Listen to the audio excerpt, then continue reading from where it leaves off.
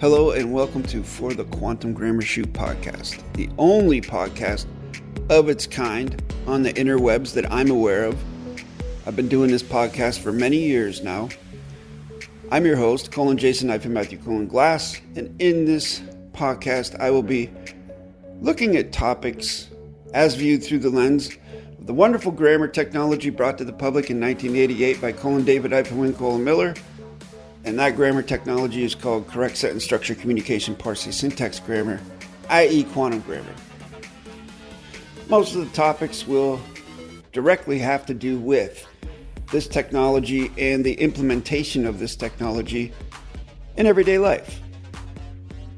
And in this particular edition of the podcast, I'm going to be talking about something that's come up as a rumble or a disturbance in the force in the quantum grammar domain on the YouTubes that I've seen.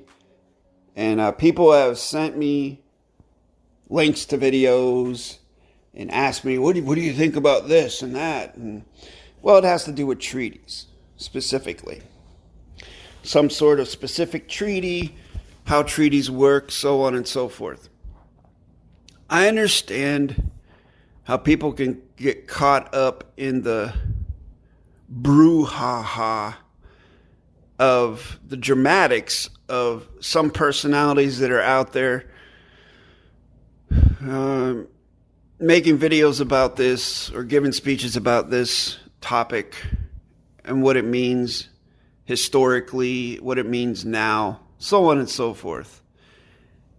And I understand that because from a marketing perspective, because to me, that's what it is. To me, it may not be what they mean it for. It may not be their intention, their volition. I don't know what their volition is. I can't guess that. I can't speak for someone else. I can only make claims for myself.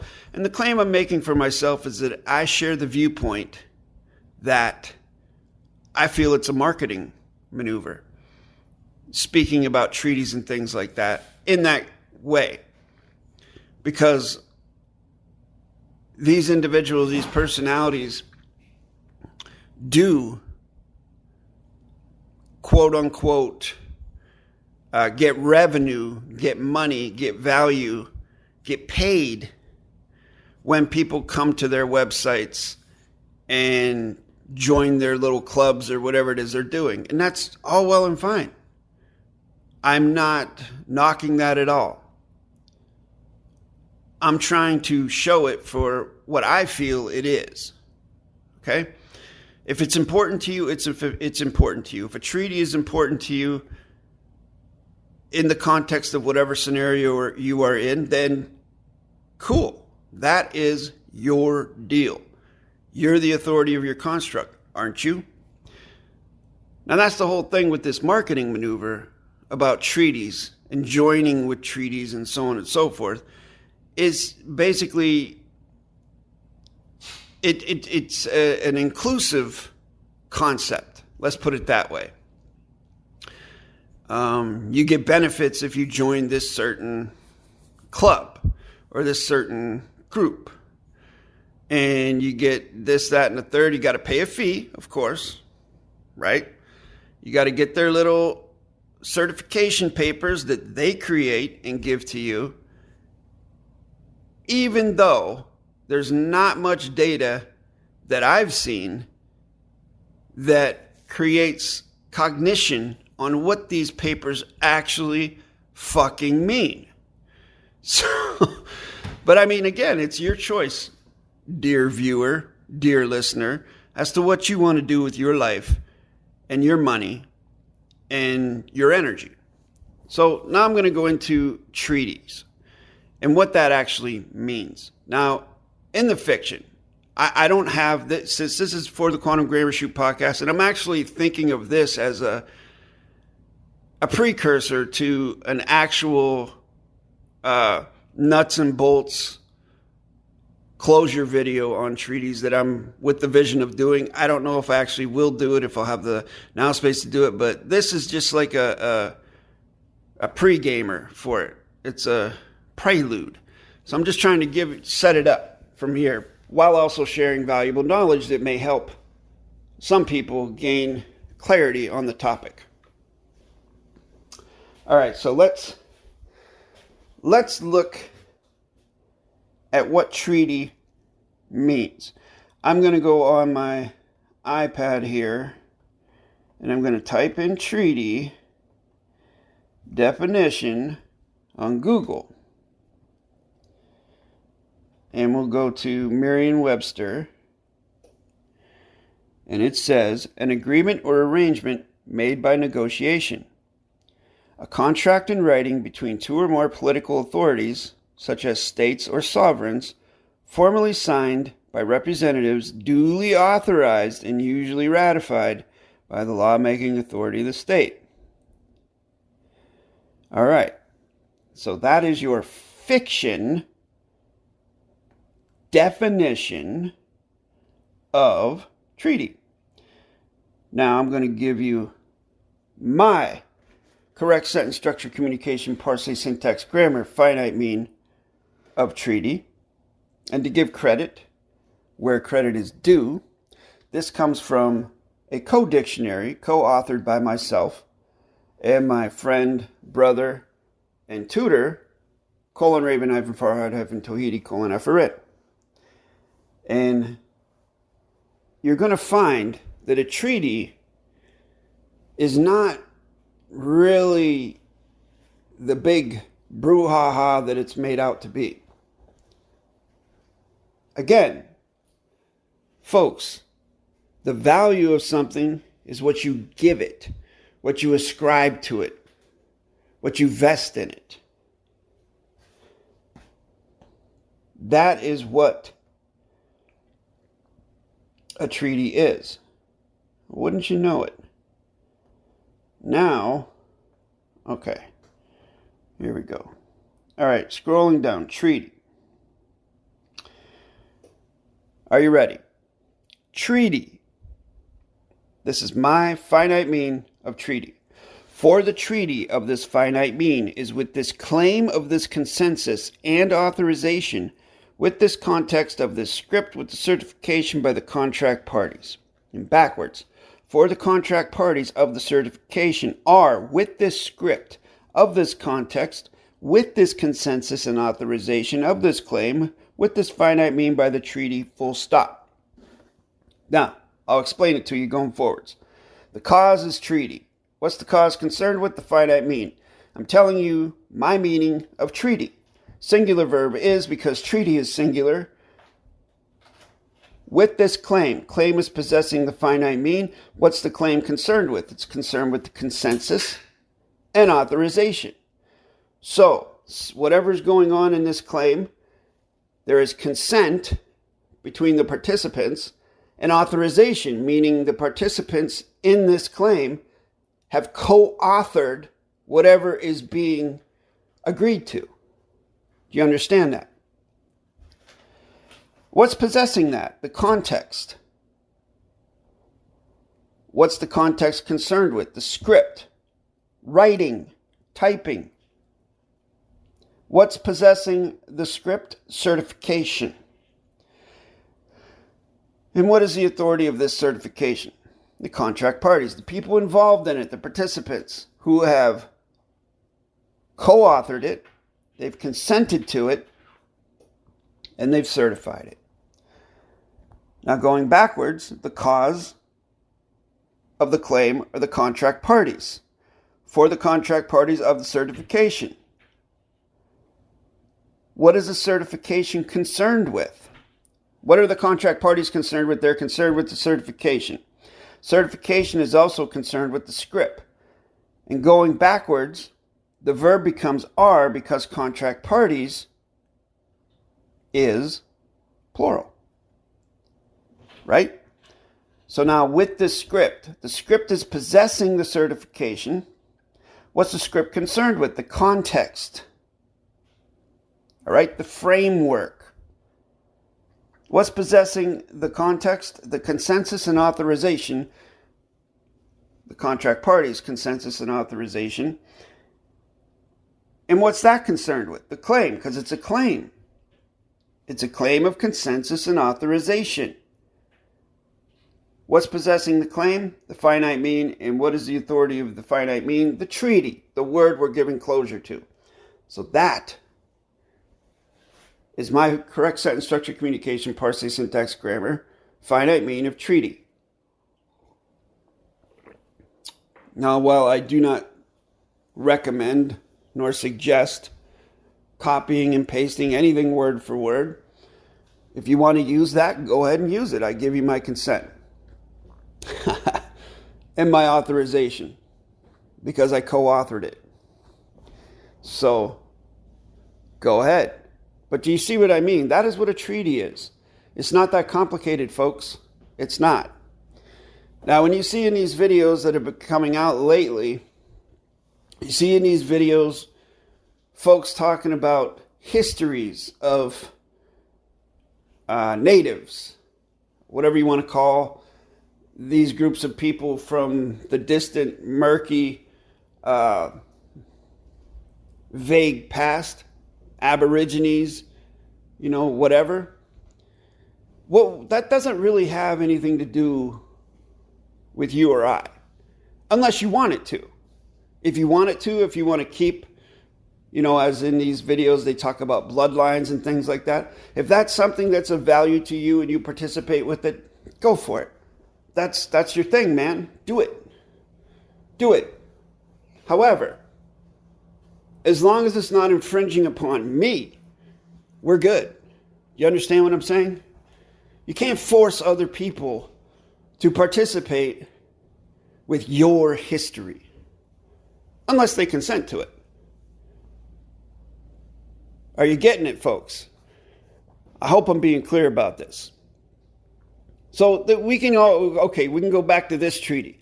The Constitution of the past tense United States of America. All right? Constitution, Bill of Rights, all that stuff, the amendments. But the Constitution, mostly is what I'm talking about here. Look at all the sigils, signatures on that thing. Is your signature on there? Absolutely not. And if it is, you got to contact me, jasonmatthewg17@gmail.com, and you and I need to have a video discussion. I'd appreciate that. But anyways, it's not on there. So how are you bound by this? Well, I can tell you. It's by assumption, presumption. The grandfathering in type shit. Where, okay, so you're living here, so automatically you are bound by this. Why? What's the whole thing that holds this together? That causes people to follow these things? A military, a police force, by force, might makes right. Do you see what I'm saying? But there's a dichotomy there. Because contract is by consent.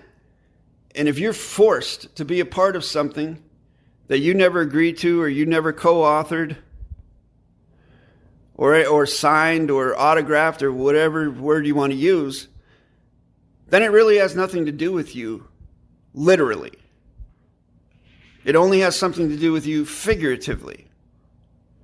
Now, I will say this. If you have a volition to truly be on your own and truly have nothing to do with that, even though you live in this area that is being policed by that military or paramilitary force, you're going to run into some problems. You're going to have a rough time of it for a little bit, maybe. But anyone that I know of who has challenged this system and they have the knowledge, well, I can only speak from the domain of correct sentence structure, communication, parsing, syntax, grammar. If someone has that correct grammar knowledge and they challenge the system, they may go through some trials and tribulations, but eventually they come out the other side and they're left alone. Okay?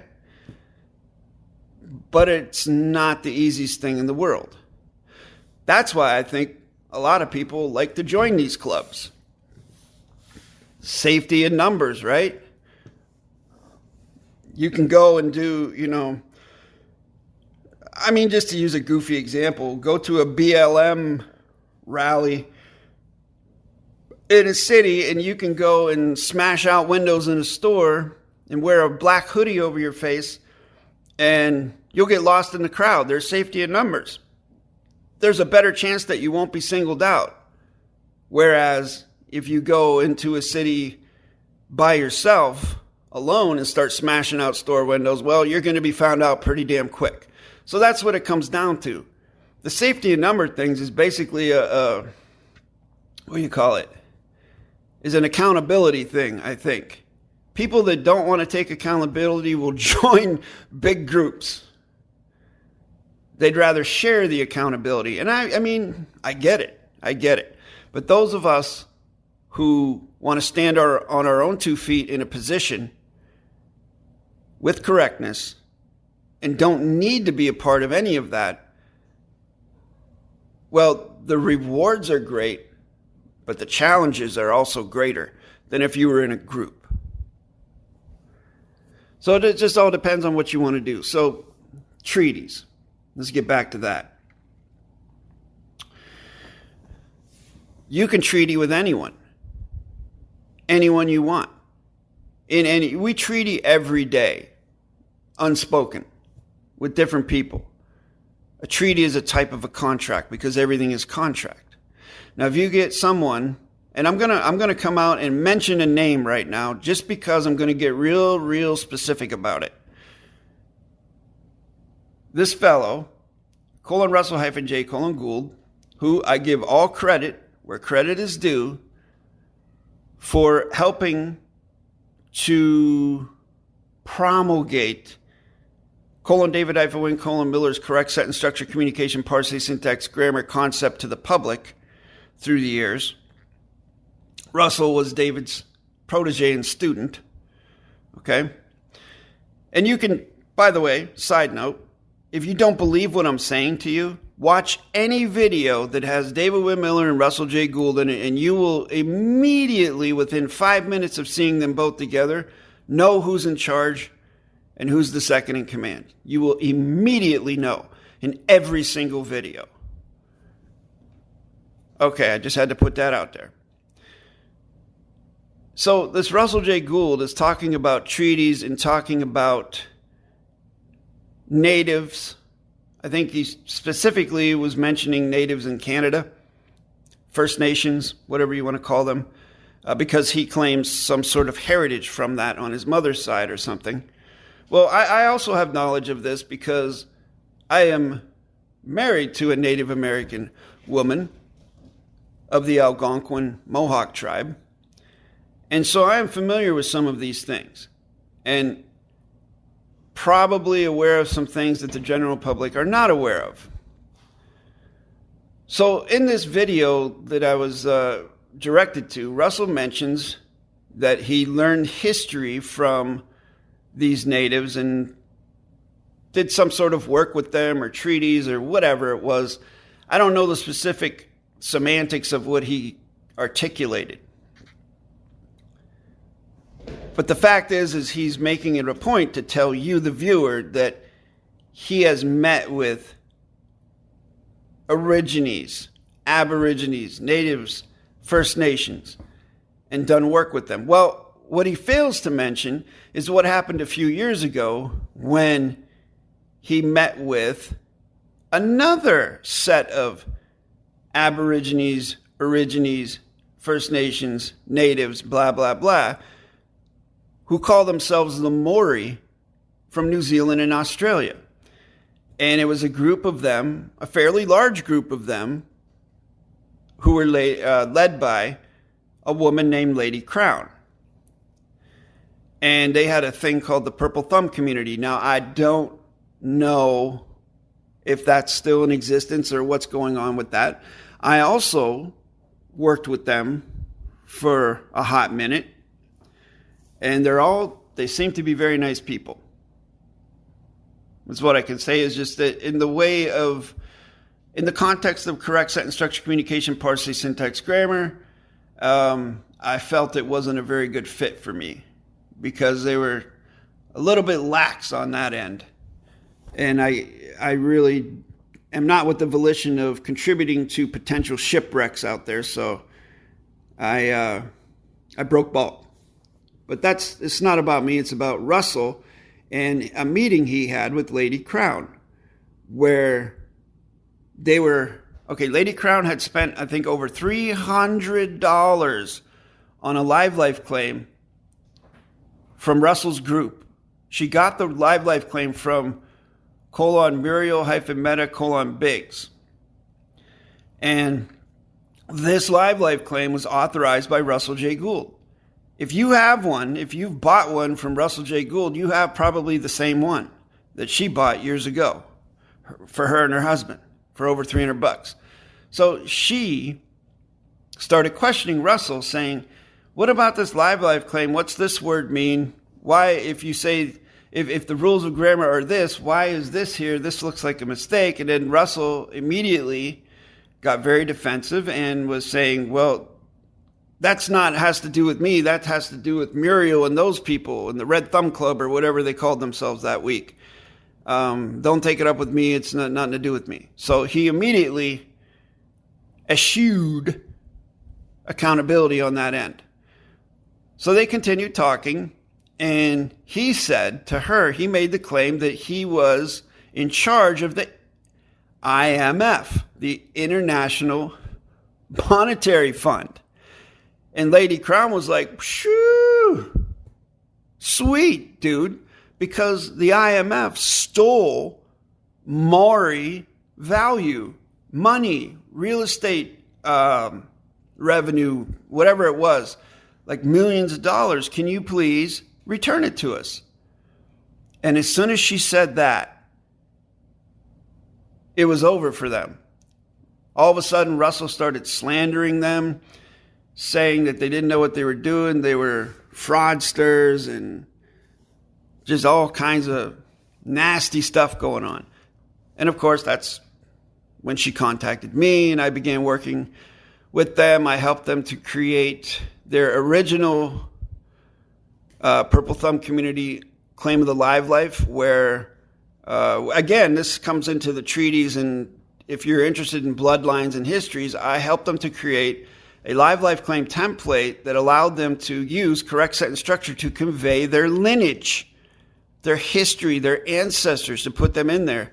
And also, they had an issue with names and words starting with the vowel in front of a consonant. With my tutor, Raven Ivan Farhad Ivan Tohidi, Afarin's help, we came up with a grammar mechanic specific to them that would help them do that without putting particles of negation in there. But it went south, unfortunately. Well, from my viewpoint, it was unfortunate because I was really looking forward to working with them and seeing how it turned out. But that's neither here nor there. Everybody has their own path. We were all different people back then. Different but the same. So, point being, treaties are between the individuals that consent to them and co-author them. In my book, that is what a treaty is. There's no third-party bullshit. Excuse me. Like the Constitution or things like that. So, if you're going to treaty with me, that's the term we're going to use. That's the meaning we're going to use. That's why you won't ever see me treating with anyone else. Unless we can both come to an agreement that we consent to and co-authorize. What's wrong with that? Nothing. One last word on Russell J. Gould. The way he presents things. It's like, yeah, this whatever he's doing, the quantum gobbledygook or whatever, is for everybody. And he presented this, I'm guessing, to these natives in Canada, so on and so forth, and you can do this and that with this. However, you have to consent to me being your commander, your chief. I'm the one ultimately in charge because they are my words, not your words, mine. And As long as you consent to that, well, then you can be free and you can have all these benefits. Folks. That's not something I will ever do. I have studied many religions, and this is the thing.